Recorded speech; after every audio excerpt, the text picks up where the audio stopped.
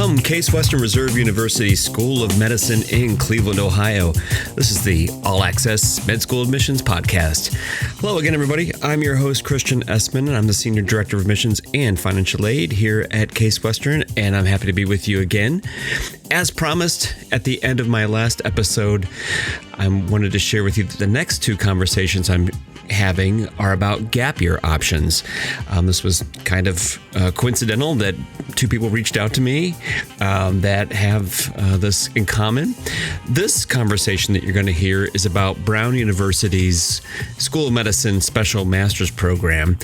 In addition to talking specifically about what they have to offer, my guest, Dr. Deborah Gutman, and I spent some time discussing the differences between post-bac and master's programs.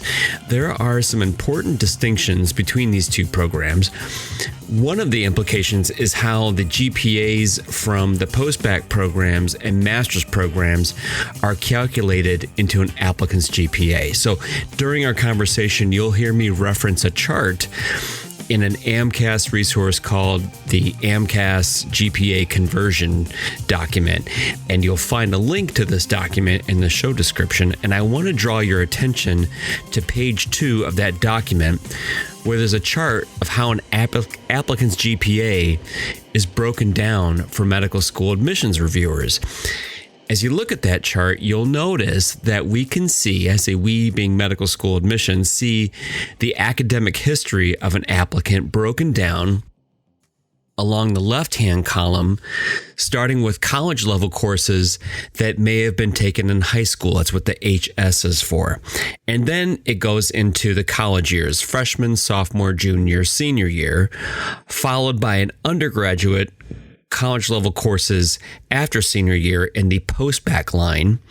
Then there's the cumulative undergraduate GPA. So it calculates that all together from high school to senior year and or post-bac, followed by a line item below that, the cumulative GPA of any courses taken in graduate school. So that could be a master's and or a PhD program.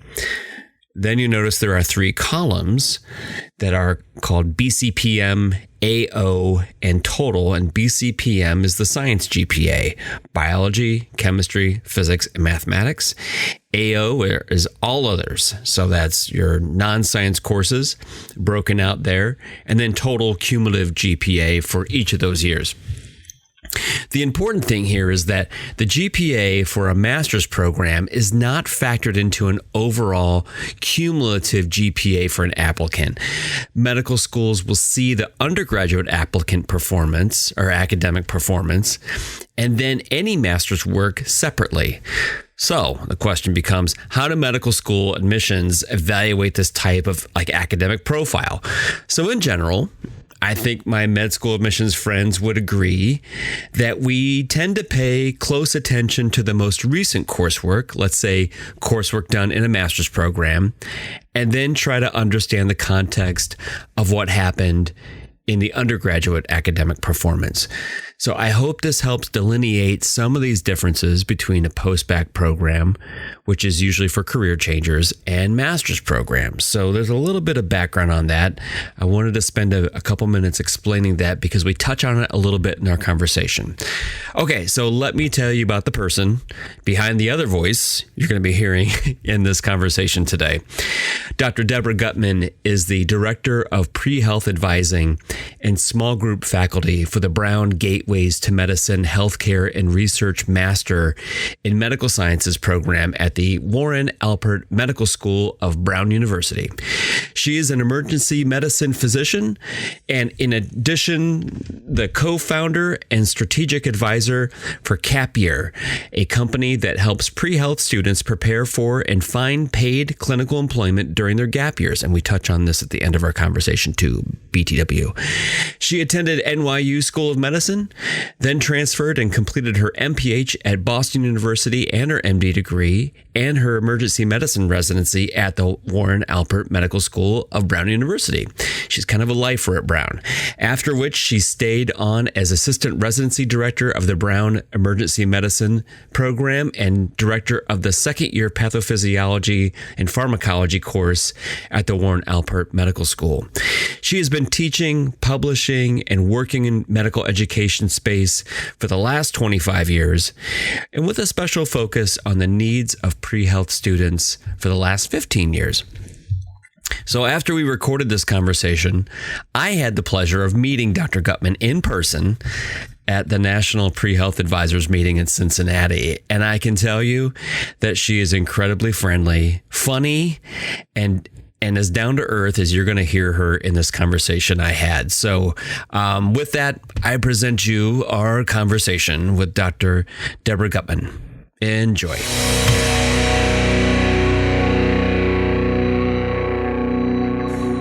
Well, welcome, Dr. Gutman. It's great to have you here. Thanks for joining me today. Thank you so much for having me. I'm so excited. May I call you Deb? You can. Of course you can. Okay, thank you. Well, listen, I would love to hear, though, a little bit about how'd you get into the role of becoming the director of pre-health advising for the program? So one might say I'm a Brown lifer. I've been at Brown since undergrad, and I did weirdly part of my medical school here. I tried to leave and go to NYU and then ended up transferring back to Brown for, as an aside, just transferred. So graduated Brown Med School, did Brown residency here, and have sort of been here for all of my formative life since high school as Brown faculty. And a good peer of mine from residency, who also has been here for a while, and introduced me to the small group faculty piece of this program. So I became a community mentor for the Brown Gateways program, and then slowly became small group faculty. And then as of last year, became the director of pre-health advising. So just got a little more invested every year, which is very easy to do with these students. What have you come to enjoy most about it since you're kind of a little bit newer to the role? So I love pre-health advising, but I do also like that it is a specialist master's program, and there's sort of maybe not the most polite way to frame it, but sort of second chance students, right? Everybody's got like a story. They're highly motivated to be there. They're highly motivated to succeed and move on to medical school. And I think it just creates a really tight, close, motivated class that's really fun to work with. Mm-hmm. Yeah. I will say I kind of poured over your websites, and you have a really good YouTube video on there. So I'll put links to those things in the show notes, but it does come across from the students that are interviewed in that video that it seems like a nice community and a nice culture there. So that does resonate with what you're saying. Before we get into the details of your program, I think it's important. Let's talk a little bit about the differences between a special master's, maybe throw in certificate, and then a post-bac program. So first of all, tell me how do you define special master's to people?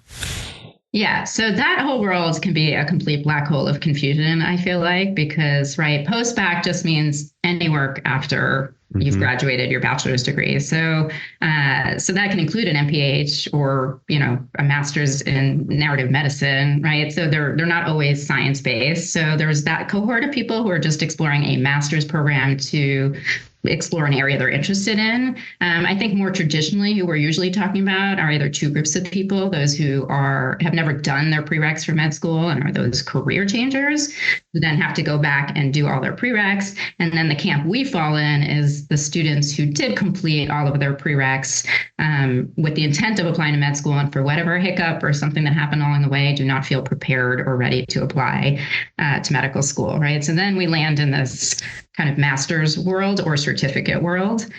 So a certificate basically is you do some additional scientific coursework to try to boost your GPA. You don't end up with a degree, but you end up with credits that can theoretically boost your GPA. And there's other things that go along with that. And then there's the master's program where you're actually getting a master's degree in something. I think what distinguishes the SMPs, which I tried to look up if this was an official, somebody in the AMC was like, this is what we're going to call them. And I could find nothing. So I don't know where that term started getting used, but I think a special master's program, and people can correct me, is a program that is specifically preparing people to apply to med school, dental school, vet school, right? So the goal is to, PA school is to get to another professional program. But in the interim, you do get a master's degree. Should you not move on, you do have a degree that you can use in some other capacity. I have also, I think in parlance in the pre-health advising world, like they do sort of identify a subset of programs that are affiliated with med schools and often mean that you're taking the first year med school curriculum in some way, shape, or form, whether revised with the med students or not with the med students. And then the master's you end up with is typically a master's in medical sciences, but certainly, the CASE program and Georgetown, there's a few where you get a master's in physiology or whatever the sciences are that you're learning. So a post-bac. So I like how you said a post-baccalaureate is like any classes you take after you get your undergraduate degree. So that's like a gigantic top of the funnel. But then if you're a career changer or you're a finance major and you decide you want to go to medical school, that's when you do what are usually called post-bac programs. Right. Like I had WashU and Bryn Mawr program on my podcast a couple of years ago. So those are for career changers that need gen chem, biology, biochemistry, that kind of stuff. But then there's the other part of that are post-bacs, but the masters fall into there. Real quick, when you said certificate, these students are taking graduate level courses, but it's not for a degree. So does that fall into the post-bac GPA bucket? So the certificate programs, I'd say that's not necessarily my expertise, but my understanding is they can also be undergraduate, right? So that's where you have to actually make a choice of whether you're doing undergraduate courses. And some are a mix where you can pick and choose undergraduate and some graduate courses. So if it's undergraduate coursework, it will boost your undergraduate GPA. So that is always complicated when you're advising in terms of which, how you want to advise people depending on how they did undergraduate. Yep. I will say once someone's completed an entire bachelor's degree in a science major or done their pre-med work, it's very hard to bump that undergraduate GPA. Right. It's going to take 30 plus credits to make any kind of dent. So, sometimes that's how people end up in an SMP too. It's like, well, you're never going to touch that GPA. At this point, you just got to go get a new GPA in a very rigorous program and just show in that way that you're ready to do the work. So what Dr. Guttman is explaining here is on the medical school side, we see the GPA broken down by freshman, sophomore, junior, senior year. Post-bac work, then cumulative undergraduate GPA. Then there's a separate line item for master's GPA. So if you take a certificate program, which is you're not getting a degree for, but you're taking a bunch of classes, that could fall into this post-bac line that goes into the undergraduate GPA. When you do a master's, it does not touch the undergraduate GPA, the cumulative GPA. So it's I'll put a link in the show notes to the AMCAS GPA conversion. And there's a chart in there that shows that. So if people want to go in and look and see what we see. That's why talking this through here with you is important, because there can be some strategy or at least understanding of what you're signing up for and how that's going to be reflected in your future academic history GPA breakdown for med schools. And you would know this better than I, because you're on the med school admission side, although I had been in the past. But the concern for students often is, if I have this very low cumulative undergraduate GPA, will I get past any kind of screening, right? So their worry is, will anyone ever see my master's GPA if I have a very low undergraduate GPA? And so that's sort of some of the decision making that plays in when people are trying to figure out how to improve their academic performance to show a med school they're ready to take on the curriculum. Yep. And you're right. So I get that question a lot. People say, well, will you consider my master's more so than my undergrad? And my answer is usually we see it all and we put it into context. And I think most med schools kind of lean towards their most recent coursework, because at that point, whatever happened in undergrad is in the past. You can't fix it unless you take 35 credits and spend a boatload of money to try to move that needle for undergrad. But usually that's not that's not maybe the best use of your finances versus maybe looking at if you're a candidate for, and we'll talk about that in a moment, like who's a candidate for your type of program. That's where maybe you run out of undergraduate classes to take, right? Yeah, taken like 50 undergraduate science classes. Right. Like there aren't going to be many left to take. And you don't get more credit for retaking classes like you've already taken. So you can't, you run out of science courses to take. So yeah, I'll put a link to that GPA conversion document from the AMCAS, and it goes into how you can convert your GPA, but it's more so there's a chart in there that shows you the AMCAS GPA breakdown of what we on the med school side sees. So and then we're going to talk about S&Ps in a sec, but I think the other thing that comes up that confuses people is about GPA. Oh, so there's a bucket of people. So if we're just talking about choosing post-baccalaureate programs for people who did not have strong undergraduate science GPAs, they will sometimes pick programs like a master's in public health that has no science classes. So I do see that mistake happening quite often. You need to take coursework in the sciences to boost your undergraduate science GPA. Yep. So if you go take, even if it's not a master's in public health, if it's like a master's in nutrition, you have to be careful with those too, because nutrition classes technically do not get calculated into your BCPM. Yeah. So you didn't illustrate your capacity to do the scientific rigor of medical school, which is sort of the goal. I've had applicants reach out to me to say, I got my master's in nutrition. Will you count that as the science GPA? And I said, that's not our decision. That's you have to negotiate that with AMCAS, because we medical schools don't have any say in how that's classified. That is a conversation the applicant has to have with AMCAS. And if a student said, hey, this nutrition class was a ton of biochem in there, like, okay, well then take it to them and let them kind of help you flesh that out. So it can add another layer of complexity to that. I think those are two master's degrees people should sort of think about, which is nutrition falls into health sciences on AMCAS, and then engineering is the other big one. That is technically not biochemistry, physics, math. But if your coursework was more than 50% biochemistry, physics, or math, you as a student can classify it as BCPM on your application. But I also had a student pursue a master's in engineering, and then all the classes were pass-fail. So I never, the things you have to remind people is you do also need to be getting grades to improve your GPA. Oh, absolutely. If you're doing it for this purpose. Yes, if you're doing it to improve your grades, yes.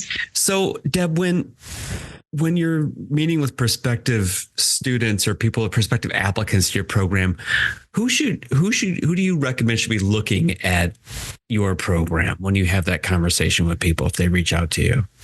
So S&Ps in general, so if we're talking about the definition of S&P where you are taking first year med school classes, I do usually clarify to applicants, it's really rigorous, right? So it is very fast, it's a lot of content, and it's difficult content. So, to some degree, they do have to be ready. Right. Mm-hmm. So they have to be some, even if their undergraduate performance wasn't great, they have to at least reflect it on kind of why that was, and maybe done some version of like internal reflection on like how they're going to change their study habits or what the issue might be. Right. Yep. So, we do need to have some sense of readiness that usually isn't indicated on their academic transcript. So there needs to be sort of an explanation or a reason. Right. So, a lot of people will say, which is true, S&Ps are high risk, high reward. Right.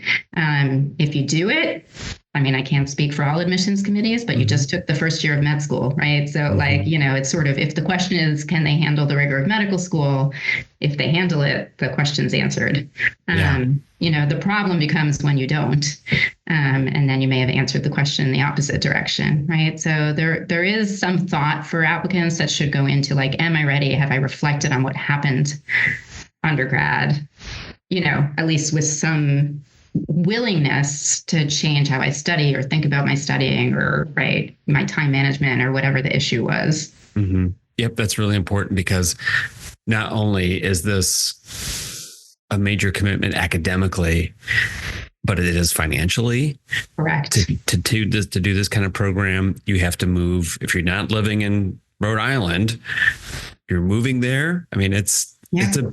it's a big deal. So it's not something to take lightly. So let's talk a little bit of some of the details of your program.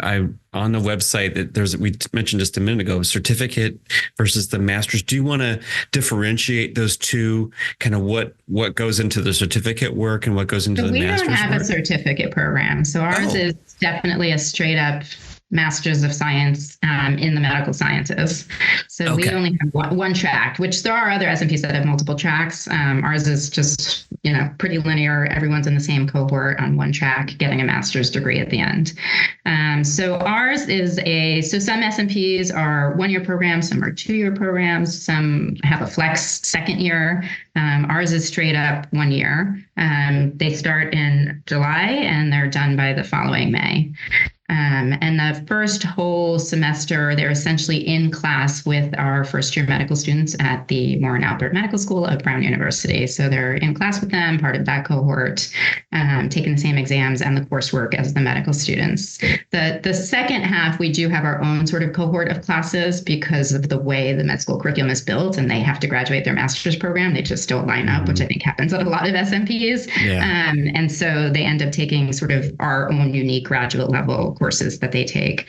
And then in parallel, we have a year-long program on sort of medical ethics, social determinants of health, and care for underserved populations, which that is our special sauce. We are very focused on finding students who want to care for underserved and vulnerable populations. Say more about the special sauce. So I know that's your layers, the special sauce.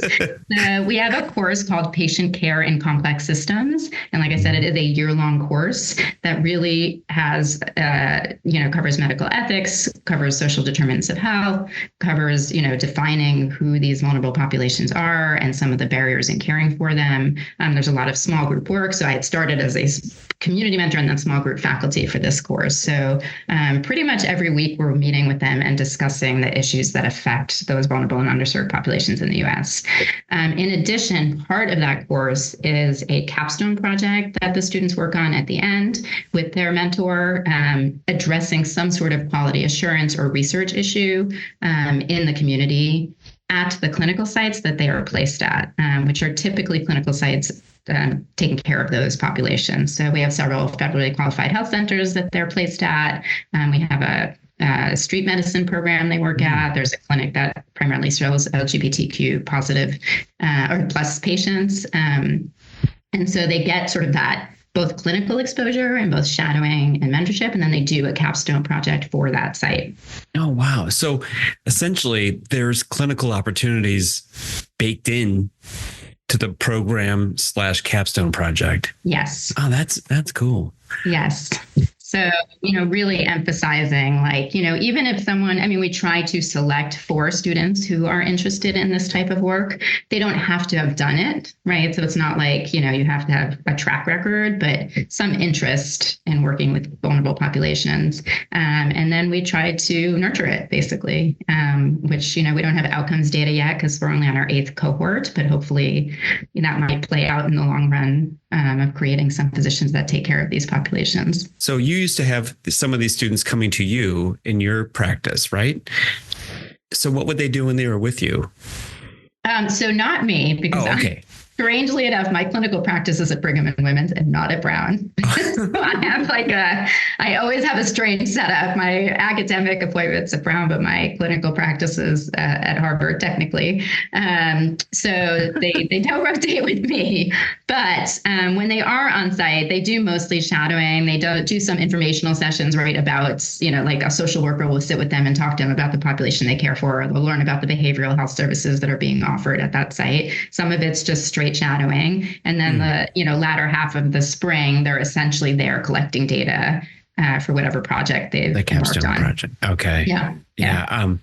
So yeah, I'll go back and refer to the YouTube video that's on your website, because some of the students talk about what their capstone projects were.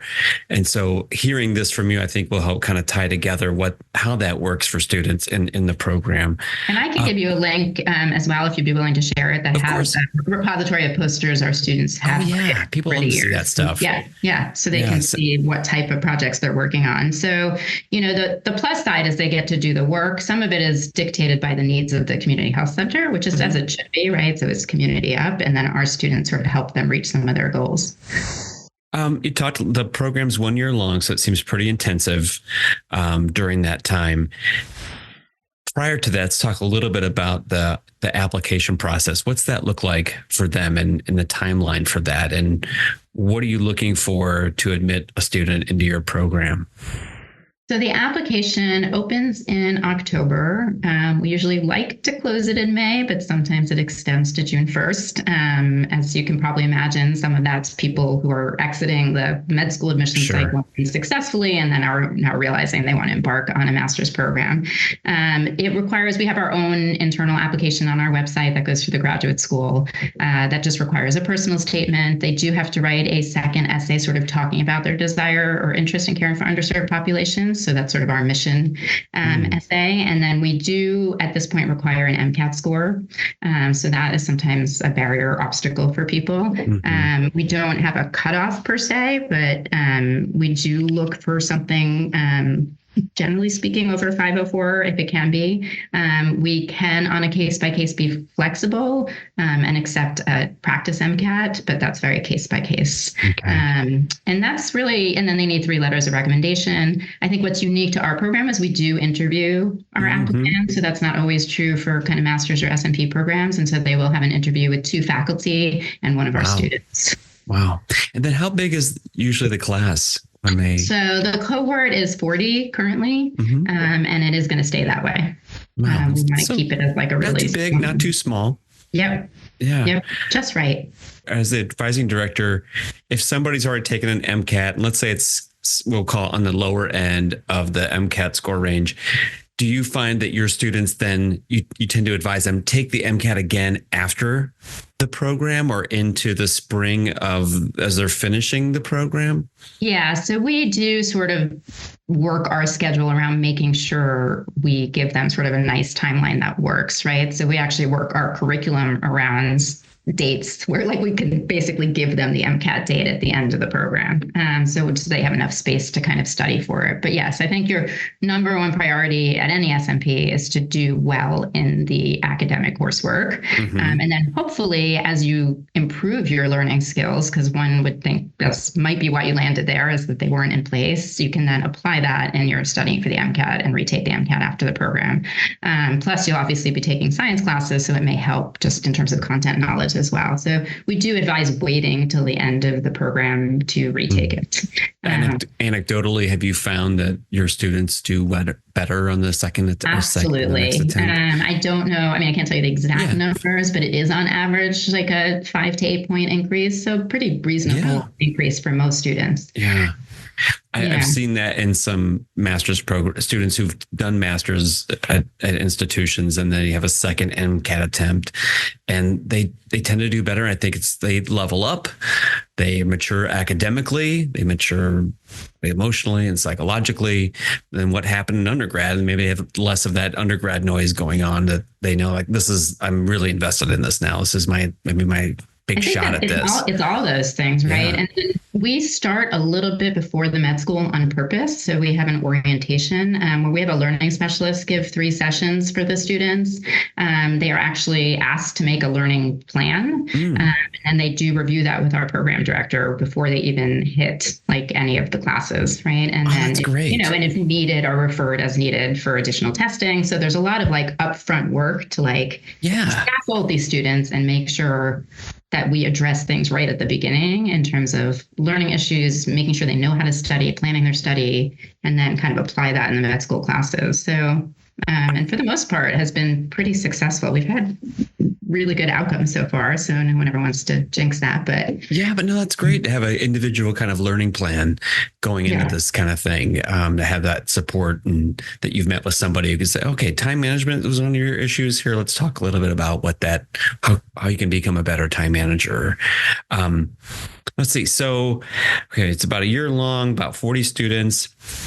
The coursework, so they start like their first kind of, after they've gotten through orientation, they jump into the first year medical school curriculum with the Brown medical students, with right? the Brown medicine. So they get intro to medical sciences and patient care, human histology, human anatomy, general pathology, and the scientific foundations of medicine, all with the med students. This is for a grade. This is for a grade. So the med students are not graded, but they are graded parallel to the med students, right? So if they do well, that means they would have passed or done well in the med school curriculum. Wow. So have you found is it difficult for the faculty to know they need to assign grades to the SMP students versus the med students, or that's just been worked out and it's been worked out. Okay. Yes. We just know, if they get this particular score on their med school exam, they would have passed the med school exam. And then we have our grade equivalents, basically. So got it. If they've done well in our program, and then we also have a committee letter, right? So the nice thing is we can put that all in context, right? So sort of explain what their grades would mean in the context of would they have passed or done well as a med student. And we actually have students in our program who, had they been in the first year med school class, would have been at the top of that class, which is really pretty amazing. Yeah. People just come with a renewed sense of, I think they say this about career changers too, right? But, a renewed sense of like, I'm in it, I'm doing it now. And they're very focused. Confidence building. Yep, confidence. And they just get it done. Yeah.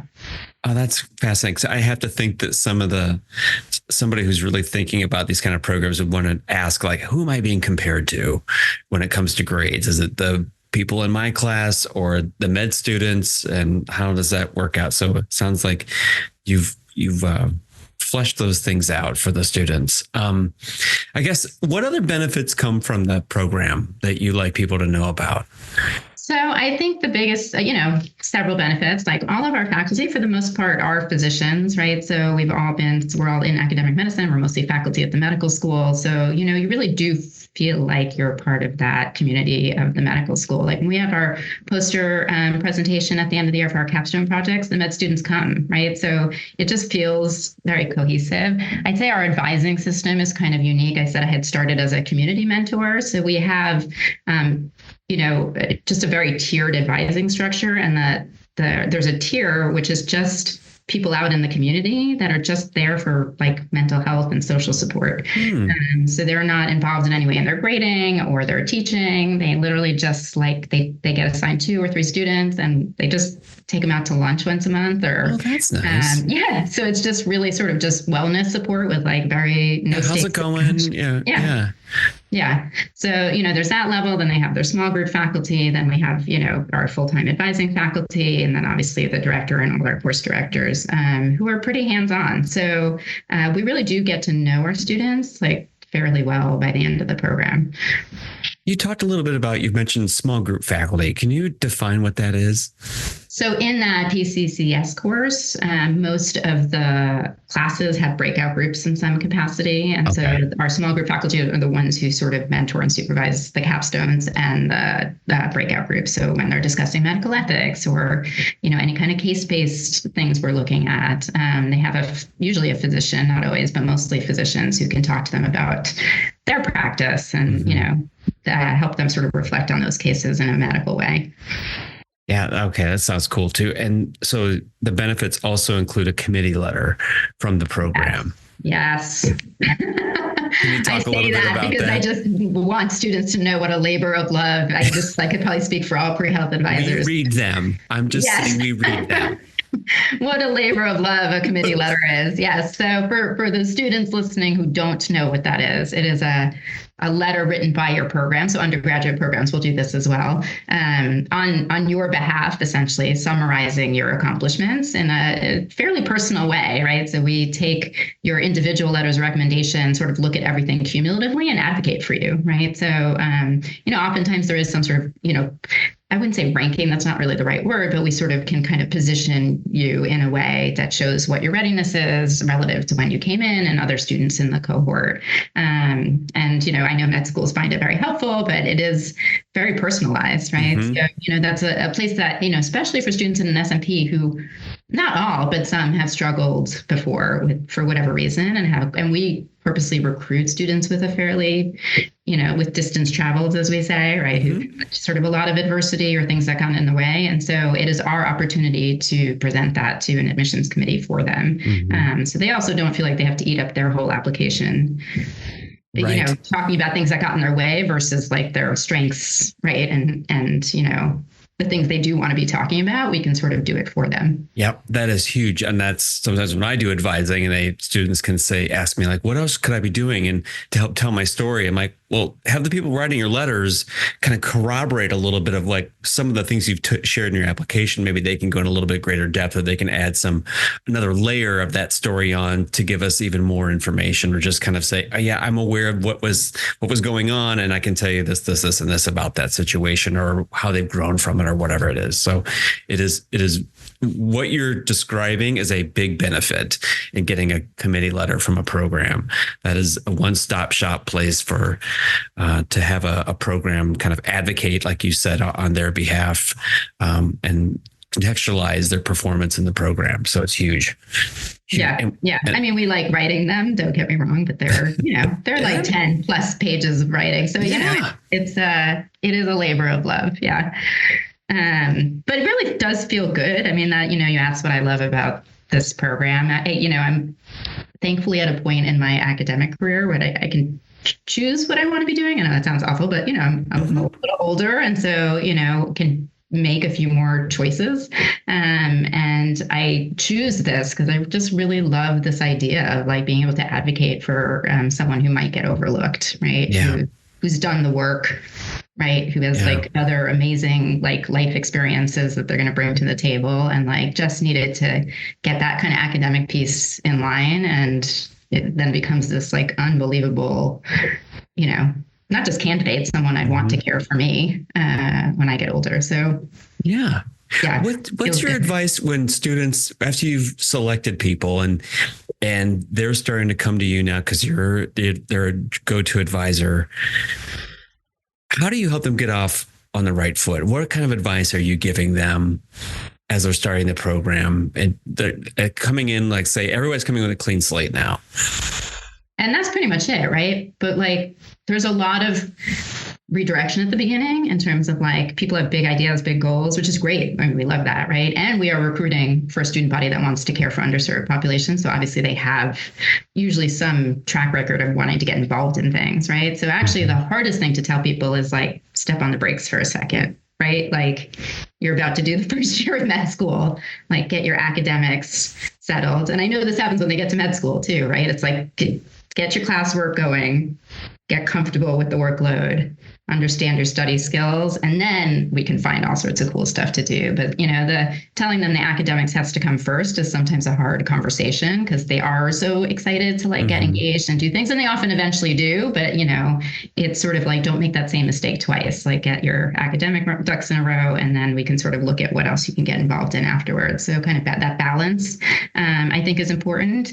And the other is like lots of students who come to us. So we have 34% of our student body is underrepresented in medicine at the moment, and we have 20% first-gen students. So there's a lot of students who've just really gotten zero advising, right? So honestly, we're really starting on a clean slate with advising too, right? It's sort of just, how do you present yourself, Some of them have done super cool stuff, and then I'm like, put that on your application, and they're like, what? Right, yeah. You wrote a novel.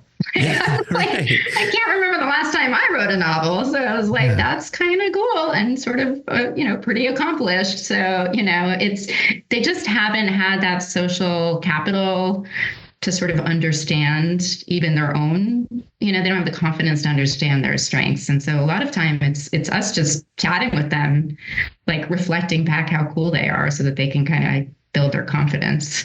Oh, that's wonderful. Yeah. What else, before we move on to the last thing I want to talk to you about, is what else would you like them to know about your program? Is there anything we didn't touch on? So, we're proud of our outcomes. So I do have to kind of say, so 98% of our students complete the program, because the common question is, like I said, it's high risk, high reward, right? What happens if you don't get through a master's program, or what happens if you get through a master's program and you don't go to med school, right? So that's, which is sort of vaguely the goal of the program. So I'd say about 93% of our students do apply to med school ultimately. And of those who do apply, 94% of them attend med school. So, so I'd say the majority at this point are going to medical school, which is great because that's the goal. Of those who don't, I would say, because that's a common question, is what if I do an SMP and then I don't finish, or I don't like it, or, like, am I out whatever the tuition was? Like, what am I going to do with this? And so I'd say that small cohort, a lot of them will pursue a PhD. So they kind of just lean into the sciences and go in that direction. We've certainly had people who lean more into the advocacy piece afterwards, just because that is such a strong part of our curriculum. We've had a couple of people decide they want to go to law school, which is great because that's formative too. It's like, hey, I just did a year of sciences and that was not particularly fun for me. So like, I'm going to go. Glad you found out now. Yeah. And it's not even because they didn't do well necessarily. They're just kind of like, this is not my gig. Right. So, and they go on to law school. So, I think so far, so good, right? We seem to be recruiting. We don't know yet. So we've only got students hitting second year of residency at this point. So it would be exciting to see that data as to what they do end up practicing and if they continue to serve vulnerable communities. But it seems like we're going that way. So that's great. I did see on your website, there is a section for outcomes, and there's a list. There's the data that you just mentioned, and there's a list of the schools medical schools that your students have been accepted to, which is very, very, very long. Yep. And then there's another tab that indicates the schools to which your students have matriculated to over the years. Actually, I think we have someone who just graduated Case, as a matter of fact. Yeah, I saw our name on there. Yes. So yeah, I was like, oh, cool, we made the list. Yeah. So I say that's sort of something. I was meeting with our director prior to this, and I was saying, like, we have our little catchphrase now. We like to select the right students and then give them the scaffolding and support, basically, to succeed, and then ultimately, hopefully, care for vulnerable populations when they practice. So that's kind of our, ethos. Mantra. Yeah. That's wonderful. Well, sounds like a really cool program. And speaking of cool programs, I want to switch gears and talk about something else. When you and I, so Deb and I met about a month ago to kind of meet and talk about like what we're going to talk about today. And so you mentioned to me that you said, I don't know if I want to bring this up, or if I said, please, let's do it. And so it's a company that you co-founded called CapYear. And the more I read about it, the more it's really a cool concept. So to explain to people what CapYear is. So CapYear, as a pre-health advisor, I know other people will relate, but we have a lot of students come to us being like, I want to get clinical experience. I can't get clinical experience. How do I get clinical experience? And certainly those with social capital, it becomes a little bit easier, but a lot of people really struggle to find jobs in healthcare for their gap years. So, and then as a physician, we all know since COVID and probably before, there's been a huge shortage in entry-level healthcare providers. So medical assistants, CNAs, phlebotomists, pretty much all of the above. And there's a huge mismatch. So I was like, I don't understand why students aren't getting these jobs when there's thousands of jobs and these students are pretty well qualified for that job. So CapYear was founded our job board was founded in 2023, and it is a job board specific for pre-health students, so mostly pre-med, pre-PA, to find clinical jobs for their gap year for the most part. So some of them will be part-time or allow summer work, but for the most part, it's employers looking for gap year students. And the good part of it is we are doing the resourcing, going out, talking to practices, hospitals. So, Brigham is posting jobs with us at this point and convincing them to hire these students without certification. So that sort of became like that second financial and just time barrier is like, well, I can't get a job because they all want me to be certified. So there's lots of people hiring students and just training them on the job. And so the jobs on our site that say CapYear certified, generally speaking, do not require any kind of prior experience or certification. They will train these students to work for them during their gap year. So at the moment, we have a robust job board. We are based out of Maryland, and we're only a year old. So many of those jobs do center kind of around that area and then New England, where I am. Mm-hmm. And then to build on top of that, we are launching an academy in 2 weeks, where students will be able to, if they want to, get certified as medical assistants. So we'll have a medical assistant certification course as well that they can sort of enroll in. So those are the 2 things CapYear is doing. We're just trying to meet that mismatch between jobs we know pre-health students can do and the employers who want them, basically. So it's kind of a one-stop shop. Instead of going to like Indeed or Monster.com, where you're going to get screened out, like we're kind of the back door that goes straight to the employer. Yeah, or just trying to go on all these different HR sites. And at big places like Brigham, I have to think their job boards are really like lengthy, and you have to try to sift through all this other jobs that you're looking for, but you guys have made it kind of a one-stop shop. Lengthy, and these pre-health resumes are going to get screened out, right? Like the transferable skills their AI is going to be looking for aren't going to be on there, right? They're going to be looking for certification, prior experience, right? So this is they kind of jump the line, right? We take their resumes, hand them straight to the people who are hiring them so that they know what they're getting, which is, students who've never worked at the hospital before. So it's kind of a, straight route to the employers, and it's been fairly successful. So, we are pretty happy with how it's going, and just happy to be of service to pre-health students. So you've anecdotally, like, how many students have you kind of placed? We've placed, and we have 3,000 students signed up. We've placed, I want to say, like close to 100 at this point, and they're all doing fairly well. And the employers keep coming back and posting, so we have to assume they're pretty happy with the students they're getting. So it's been great. I think a good resource for students who know they want to do a clinical job for their gap year and kind of want to skip the Indeed / abyss like hospital websites that can be sort of hard to get through. That's great. What a clever idea. Yeah. Good. Thank you. Yeah, that's good stuff. When I read that, I was like, oh, what a great idea. Yeah. And so really took it, way to kind of find a place that to fill some gaps, no pun intended. It just makes things easier. Like it shouldn't, so many of these things should just not be this hard, Right.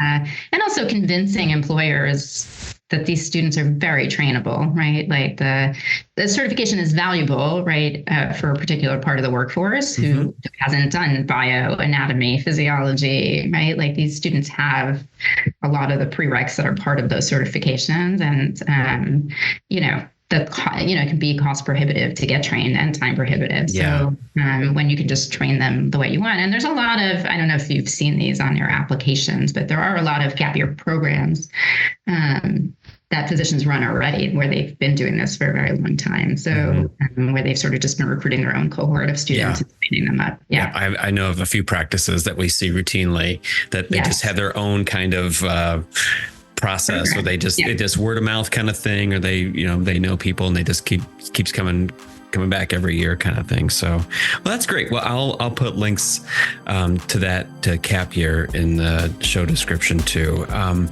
Deb, this has been great. Is there anything we haven't talked about that as we're coming into the day, you're like, okay, I want to make sure we knock out these things, discuss these. Covered everything.